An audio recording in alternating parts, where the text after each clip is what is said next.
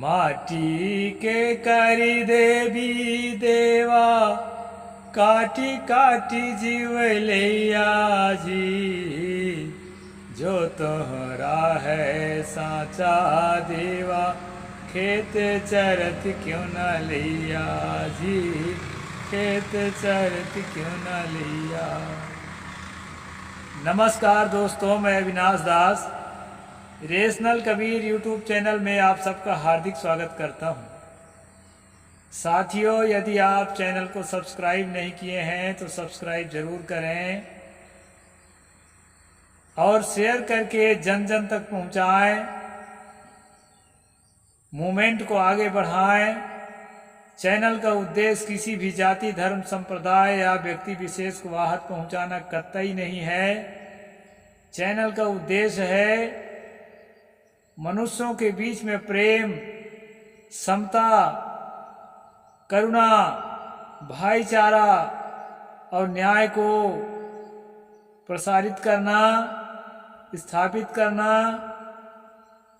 और भूल भुलैया, भ्रम, अंधविश्वास और हत्या, हिंसा से रोककर अच्छा आदमी बनाना, समाज को अच्छा बनाना। इस उद्देश्य से दोस्तों इस चैनल को क्रिएट किया गया है।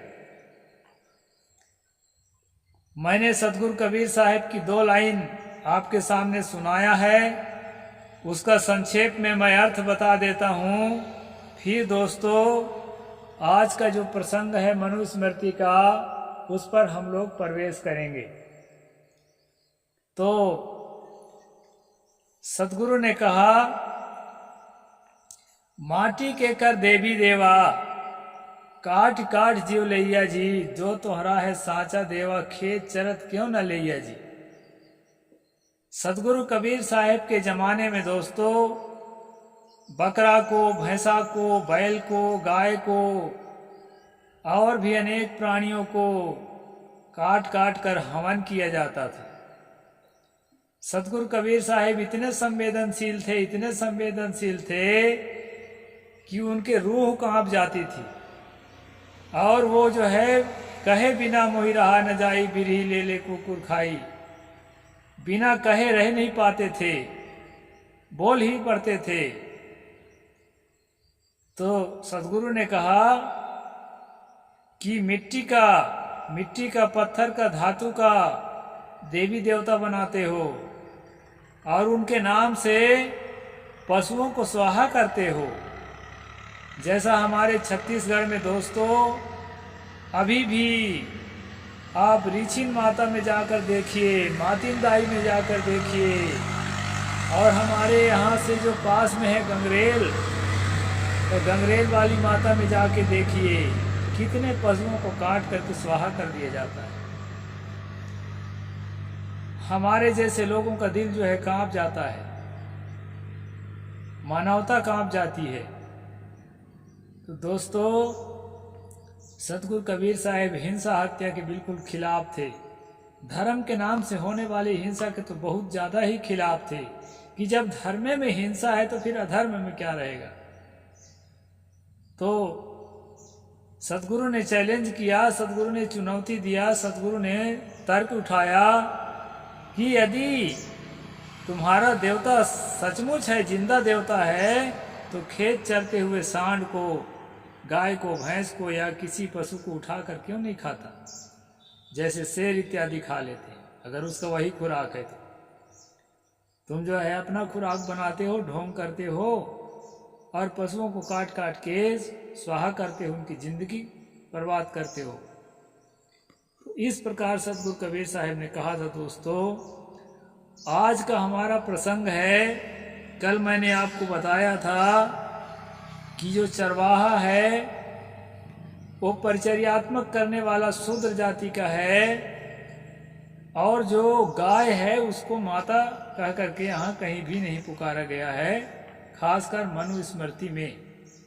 और मैं कल आपको संक्षेप में बताया था कि आचार्य विनोबा के समय से, स्वामी विवेकानंद जी के समय से, लगभग इसी समय से, ब्रिटिश काल से ही दोस्तों गाय को माता कहने की शुरुआत हुई है। इसके पहले गाय को माता, बैल को पिता नहीं कहा जाता था। कभी नहीं कहा गया है, न वेदों में न शास्त्रों में, न कहीं नहीं। हाँ, कुछ किताबों में उनको जो है बलि चढ़ाने की बात कही है, लेकिन कुछ किताबों में बलि से रोक लगाने की बात भी कही है, और गाय को बैल को उपयोगी पशु समझ करके नहीं मारने योग, बचाने योग कई किताबों में कही गई है। दोनों तरह की बात है। तो आज हम जो है इस प्रसंग को आगे बढ़ाते हैं दोस्तों। पशुओं से फसल रक्षा की बात है, फिर आखिर में मैं जो भी कविता गाया हूं उसका अर्थ भी आखिरी श्लोक में मिल जाएगा आपको। तत्रा परिवृत्तम धान्यम विहिंसु पशो यदि न तत्र प्रणदेयद्यम निप्रति पशु रक्षिणाम। जहां बिना मेड़ के खेत बोया धान यदि पशु नष्ट करे तो इसके लिए राजा पशुपालकों को दंड न दे। खेत में अगर मेड़ नहीं बनाया गया है और पशु खा रहा है तो उसको खाने दो, ऐसा कहते हैं मनु जी, क्योंकि वहां पर जो है वो खेत वाले की गलती है, वो सही बात भी है। वृत्तिम तत्र प्रकुर्वीत या मुष्ट्रो न विलोकयेत छिद्रम न वारेत सर्वम स्व सुकर मुखानुगम। गोचर भूमि में खेत की मेड़ इतनी ऊंची कर दे कि जिसके भीतर धान को ऊंट न देख सके, और उसमें ऐसे छिद्र न रहने दे जिसमें कुत्ते और सुअर का मुंह घुस सके। यानी मेड़ इतना ऊंचा बनाना चाहिए जिसमें छेद भी मत बनाओ कि कुत्ता और सुअर घुसे नहीं, तो घुसते घुसते छेद को बड़ा कर देंगे, फिर उसमें जो है गाय बैल घुस के फिर खेत को खाएंगे। इसलिए जो है ऐसा बनाना चाहिए, ऐसा यहाँ मनु कह रहे हैं। पथि क्षेत्रे परिवृत्ते ग्रामीतीये अथवा पुनः सत पालम सत दंडार हो पिलालान वार एक पसून। रास्ते में या गांव के समीप पेड़ से घिरे हुए खेत में चरवाहे को साथ रहते हुए भी धान को नष्ट करे तो राजा उस पशुपालक पर 100 पण कर दंड करे। नहीं, 100 रुपये का जुर्माना उस चरवाहा के ऊपर, यादव के ऊपर करना है यदि उसके रहते हुए पशु खेत में घुस जाए। इसलिए सजग रहना चाहिए, ऐसा यहाँ मनु जी कहते हैं। यदि चरवाहा साथ में ना हो तो खेत का रक्षक पशुओं को खेत में आने से रोक दे। चरवाहा नहीं है तो खेत वाला स्वयं जो है उसका जिम्मेदारी ले। क्षेत्रे स्वन्य सूतु पशु सपादम पर्णमर्हति सर्वत्र तु सदोदेय क्षेत्रिकस्येत धारणा। इसके अतिरिक्त दूसरे खेतों को पशु नष्ट करे तो पशु के स्वामी को 1.25 पण दंड देना चाहिए। यानी किसी खेत में रखवाला नहीं है, उसको जो है पशु अगर खाता है तो 1.25 पण का दंड देना चाहिए, या 1.25 पण जो भी हो उस समय का करेंसी है पण। तो मैं कई बार बताता रहता हूँ कि पण जो है कोई करेंसी है, जैसे आजकल रुपया कहते हैं हम लोग, ऐसा कुछ है। यदि पशु सारा खेत नष्ट कर दे तो नुकसान की पूरी रकम पशु स्वामी को देना पड़ेगा, यही न्याय है। ये खेत नष्ट कर दिया है तो जितना उसमें संभावित उपज है उतना जो है पशु के मालिक को जमा करना पड़ेगा खेत वाले के पास। ये बात यहाँ पर बताया है दोस्तों। आगे कहते हैं अनिर्दशायाम गाम सूताम रसान देव पशुंस्तथा सपालान्मा विपालान्मा चा दंड्या मनुब्रवीत। ये जो है 8वां अध्याय का श्लोक नंबर 242 है दोस्तों। मनुस्मृति अध्याय 8 श्लोक नंबर 242। इसको याद रखना, क्योंकि कई लोग कहते हैं ऐसा नहीं लिखा है तो अपने से क्यों बोलते हो, तो जो लिखा है वही हम बोलते हैं।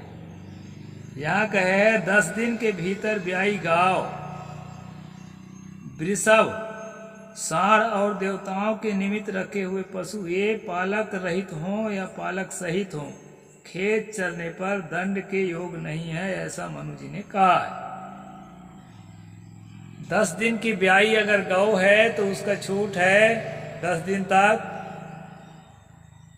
क्योंकि उस समय जो है उसको आवश्यकता होती है। अगर किसी का खेत खा गई है तो जमीन मालिक को उससे दंड नहीं लेना चाहिए, हर्जाना नहीं लेना चाहिए, ऐसा मनु ने कहा है।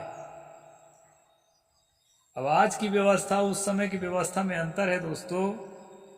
आगे कहते हैं जो वृषभ जो होता है, सांड छोड़ा जाता है, छत्तीसगढ़ में गुल्लर भी बोलते हैं।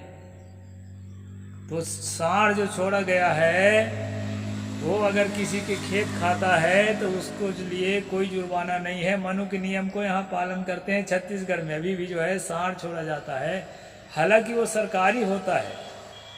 सरकारी का मतलब लावारिस टाइप का होता है, उसका कोई भी जो है वारिसदार नहीं होता जिससे उसके हर्जाना लिया जा सके, और सरकार के कब्जे में होने के कारण उसको कोई जो है कांजी हाउस में बंद भी नहीं कर सकता। पशुओं के लिए भी देहात में जेल रहता है दोस्तों, मैंने देखा है कई जगह। उसको बंद करते हैं और उसके मालिक से फिर है उसका जुर्माना लेते हैं। तो यहाँ पर कहा सांड को और किसको, 10 दिन के भीतर वाली ब्याई गाय को दंड के पात्र नहीं माना गया है। वो चाहे जितना खेत खाएं, पेट भर खा लें, खाने पीने दो। फिर आगे कहते हैं देवताओं के निमित्त रखे हुए पशु, जो देवताओं के लिए बलि चढ़ाने के लिए जो रखा जाता है। एक बार की घटना है दोस्तों, मैं आप याद आ गई तो बता देता हूँ। एक बकरा को मैं बचपन ऐसा होता है, थोड़ा शरारती होता है हर आदमी, मैंने लात से मार दिया था। तो बकरे के मालिक जो है मेरी पिटाई कर दिया, क्योंकि वो बकरा जो है भगवान के निमित्त जो है बलि के निमित्त उसको चंदन लगा चुके थे। अब बचपन में इतना कहाँ कौन आजकल हो तो थोड़े मारूंगा, तो उसके लिए मेरी पिटाई कर दिए थे कि ये भगवान का चढ़ा हुआ बकरा को तुम लात से मारते हो, मतलब डंडे से भले मार लो। तो ऐसा टाइप का है दोस्तों। यहाँ पर मनु कहते हैं कि जो देवताओं के निमित्त रखा गया है, कोई बकरा है, कोई बैल है, गाय है, भैंस है, जो भी है, देवताओं के लिए बलि चढ़ाने के लिए, स्वाहा करने के लिए, यज्ञ के निमित्त जो रखा गया है।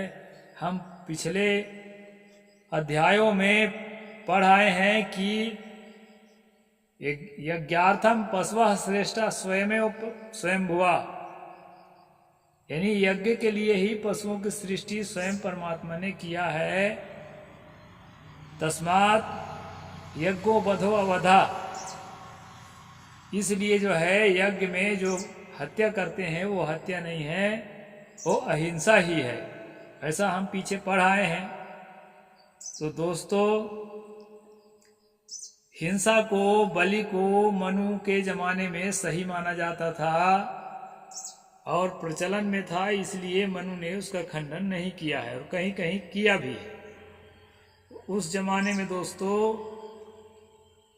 मिट्टी पत्थर के धातु के देवी देवताओं के सामने पशु पक्षियों को काट करके हवन किया जाता था, और जो है आज भी कई जगह किया ही जाता है।